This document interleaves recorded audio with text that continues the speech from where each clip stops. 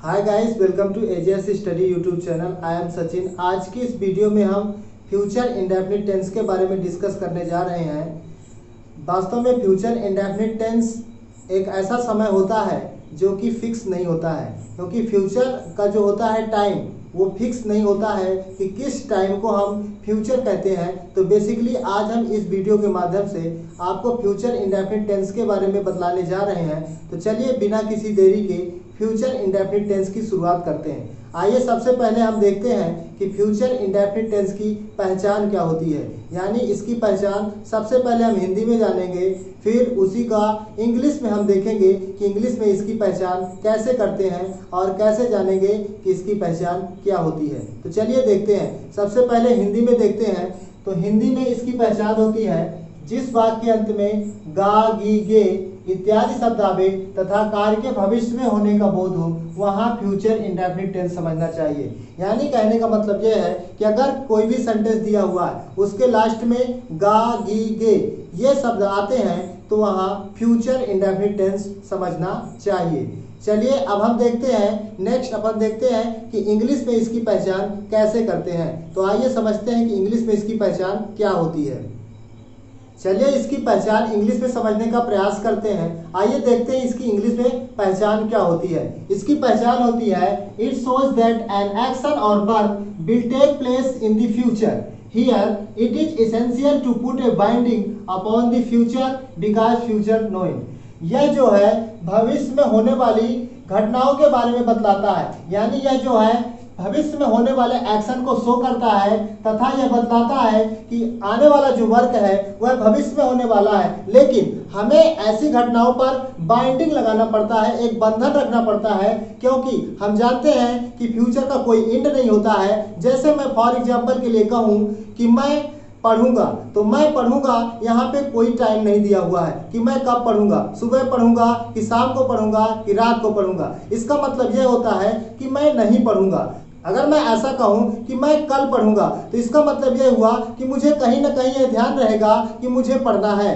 तो इसका मतलब यही होता है कि कोई भी सेंटेंस होगा, क्योंकि फ्यूचर का कोई भी टाइम नहीं होता है, फ्यूचर का सिर्फ एक हम मान के चलते अनुमानता कि मैं कोई भी वर्क जो है जो समाप्त नहीं हुआ है, हम ऐसी आशा करते हैं कि यह वर्क हमारा आने वाले समय में समाप्त हो जाएगा, तो हम आने वाले समय को अपना फ्यूचर मान के चलते हैं, जबकि ऐसा होता नहीं है। फ्यूचर को एक पार्टिकुलर अगर हमें टाइम से देखें तो हमें इसमें बाइंडिंग बना के रखना पड़ेगा, और बाइंडिंग के द्वारा, बाइंडिंग का मतलब होता है बाउंड्री, तो बाइंडिंग के अनुसार हम जब भी कोई वर्क और एक्शन करेंगे तो उसमें यह निर्धारित कर लेंगे कि मैं उस कार्य को किस समय पर करूंगा। तो इससे यह पता चल जाएगा कि यह जो है फ्यूचर टेंस का वाक्य होगा। तो इस प्रकार से हम इंग्लिश में समझेंगे कि फ्यूचर इंडेफिनिट टेंस की वास्तव में पहचान क्या होती है।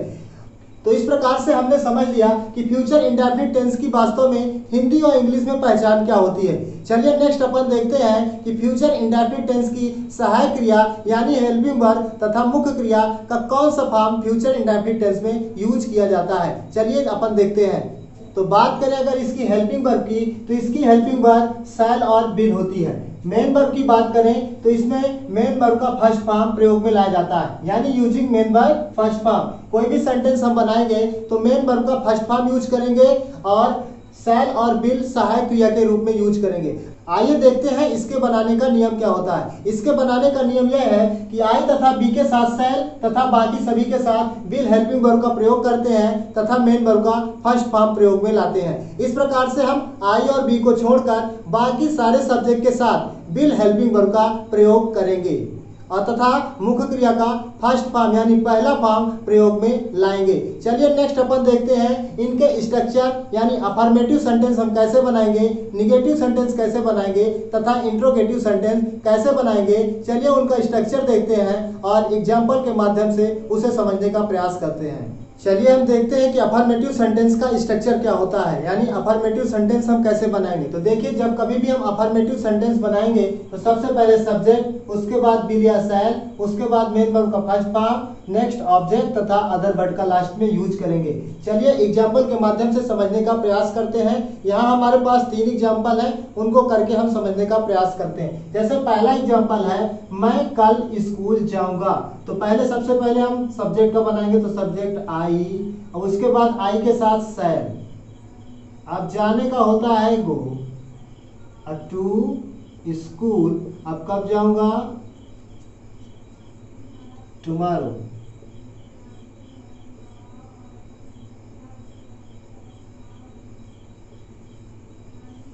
तो इसका बनेगा आई शैल गो टू स्कूल टुमारो। चलिए नेक्स्ट एग्जांपल देखते हैं। जैसे यहाँ पे एग्जांपल है, मैं आज आम खाऊंगा। तो इसका बनेगा आई के साथ शैल, अब खाने का होता है ईट ए मैंगो टुडे, यानी मैं आज आम खाऊंगा। चलिए एक और एग्जांपल देखते हैं। यहाँ पे है राधा चाय बनाएगी। तो इसका बनेगा राधा, अब राधा है सिंगुलर नंबर, और मैंने कहा था कि आई भी को छोड़ के बाकी सभी के साथ बिल सहायक क्रिया का प्रयोग करना है। तो राधा के साथ लगेगा बिल, अब बनाना होता है मेक आ टी। इस प्रकार से इसका बनेगा Radha will make a tea. चलिए नेक्स्ट अपन देखते हैं कि निगेटिव सेंटेंस हम कैसे बनाएंगे तथा निगेटिव सेंटेंस का स्ट्रक्चर क्या होगा। आइए देखते हैं, जब हम फ्यूचर इंडेफिनिट टेंस का निगेटिव सेंटेंस बनाएंगे तो उसका स्ट्रक्चर क्या होगा। चलिए समझने का प्रयास करते हैं। तो देखिए, जब हम फ्यूचर इंडेफिनिट टेंस का निगेटिव सेंटेंस बनाएंगे तो सबसे पहले सब्जेक्ट, उसके बाद विल या शैल, फिर नॉट, फिर मेन वर्ब का फर्स्ट फॉर्म, फिर ऑब्जेक्ट और अदर वर्ड का यूज करेंगे। यहाँ हमारे पास 3 एग्जाम्पल है। चलिए इन एग्जाम्पल को करके इन्हें समझने का प्रयास करते हैं। जैसे पहला एग्जाम्पल है, लेखक पाठ नहीं लिखेगा। तो इसका बनेगा, लेखक होता है राइटर, तो लिखेंगे द राइटर। अब राइटर है सिंगुलर नंबर, तो इसके साथ यूज करेंगे will not right the lesson. इसका बनेगा the writer will not right the lesson. चलिए नेक्स्ट एग्जांपल देखते हैं। जैसे यहाँ पे है, वे ताजमहल देखने नहीं जाएंगे। तो इसका बनेगा they will not go to see the Taj Mahal. इस प्रकार से इसका बनेगा they will not go to see the Taj Mahal. चलिए नेक्स्ट एग्जांपल देखते हैं, तुम यह किताब नहीं पढ़ोगे।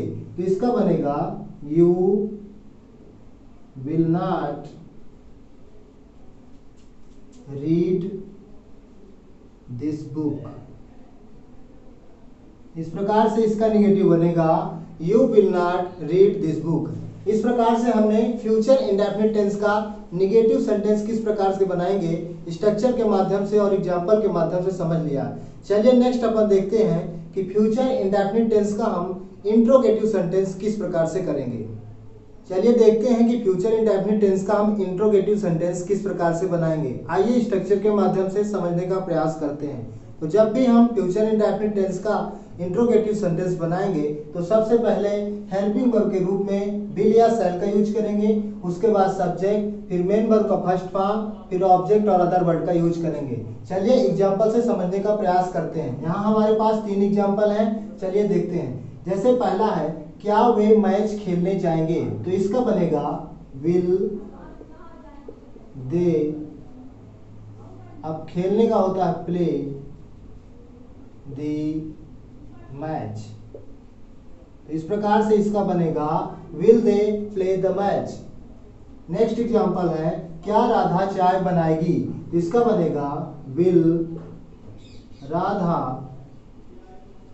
Make the T. इस प्रकार से इसका बनेगा will Radha make the T. And last में क्वेश्चन मार्क्स लगाना बिल्कुल भी ना भूलें। थर्ड एग्जांपल है, क्या तुम कल स्कूल जाओगे। तो इसका बनेगा will you go to school tomorrow. तो इसका बनेगा will you go to school tomorrow. इस प्रकार से हमने आज की इस वीडियो में फ्यूचर इंडेफिनिट से रिलेटेड सारे कॉन्सेप्ट को क्लियर कर लिया है।